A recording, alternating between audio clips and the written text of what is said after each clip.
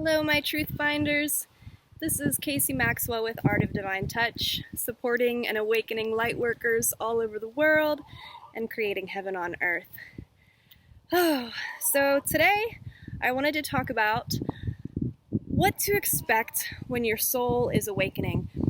Now first, I want to remind you that a lot of what I will be talking about and sharing in my videos are things that you already know and have only forgotten. So as things resonate with your soul, it will naturally make sense as it's meant to, and will awaken that light worker within you so that you can go out and change the world. So what to expect as you're awakening? You might start to see a lot of things happening to your body physically. As one example, when you're releasing things emotionally and spiritually, your physically also has to release this blockage and this stuckness that you're feeling. And therefore, your physical body can have signs or ailments that go along with releasing any type of karmic energy and an awakening of the actual oneness of soul essence within your body. So with that, it's important to remember to drink plenty of water and eat higher vibrational foods that are very organic and feel good to you.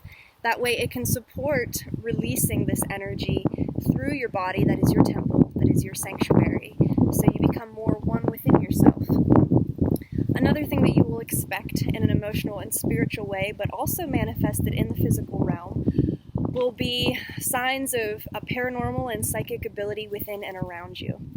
Now this just means that your guides, your angels, your loved ones on the other side, all the people that support you in the spirit dimension are reaching out. They're all at work in a higher realm to create heaven on earth and want to support you in being able to do the same thing. So start to notice activity around you, vibrations you feel in your body, sensitivities. You'll become a lot more aware of your empathetic ability towards others, how you tap into the stories and the life trauma or the pain or the joy and bliss that they may be experiencing, and how your interaction with them and them with you is an exchange of energy. So it's good to have discernment about what is yours and what is not yours.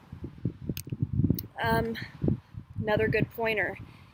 As your soul awakens, you will start to see that a huge part of the world around you is sleeping. Everybody's kind of in this robot phase or zombie phase, just wandering about, and you'll start to tap in and feel other people's energy on even more heightened level that can make it confusing, can make it hard to understand how to approach people, maybe integrate socially. I know for me, from personal experience, when I first made a major spiritual shift, I was living out in the desert for about 6 months, no buildings, no people, not a lot of energy to cloud my environment, my bubble, my light, or affect me in a way that I was taking on too much of their pain and their transition. I was really able to just fully focus on my transition. But then when I came back into the real world, back then I used to say I was throwing myself back to the wolves because I was really intimidated by where the world was and how people were and how they treated you or judged you, and I wasn't sure how to approach them being my authentic self. It took quite a few years to reintegrate that. It took a lot of clear communication, sensitive approach, being calm, being humble, not being judgmental. So when you start to awaken and you see and feel that the world kind of around you is sleeping and you're wanting to do a bigger part, a good thing to remember is to not judge those people. Not let their energy affect you, which goes back to having really good discernment as an empath and as a sensitive about what is your emotion and what is someone else's. And that's where meditation and oneness with your breath and still moments and being present and allowing spirit to move through you in a more positive way will really allow you to ground yourself in how you approach and how you communicate with others. Because once we start to place judgment on others, we're not being as selfless or doing and giving as much or being proactive about how we want to change the world. And we really need to approach people in a genuine way where we see their true essence of spirit at heart as it is mirror imaging ours, but also as you see the innocence of child within them.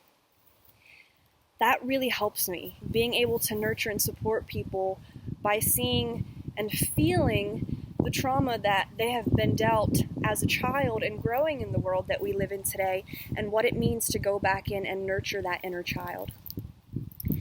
So once you start to evolve and awaken yourself, and you start to see your gifts and your abilities and your consciousness expanding and enhancing, you're going to want to help people more. Your generous heart is going to want to give more.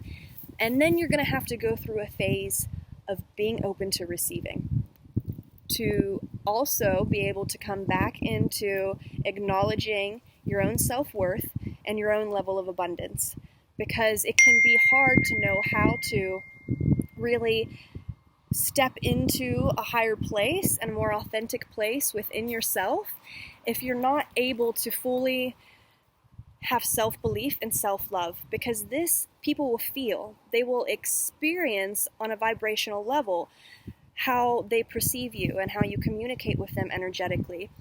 So it's important, I stress, very important, to be as real with yourself and as loving with yourself as possible, and know your self-worth in this process so that you can inspire others, so that you can become that unique light worker that you are and go creating your own heaven on earth. With that, I want to keep it sweet and simple on this point. I just wanted to touch base with you in this moment, and I thank you for being present with me and listening and sharing and going out there and inspiring and empowering others. Continue to do the good work, guys. Continue to do the good work. And with that, I will talk more soon. Thanks.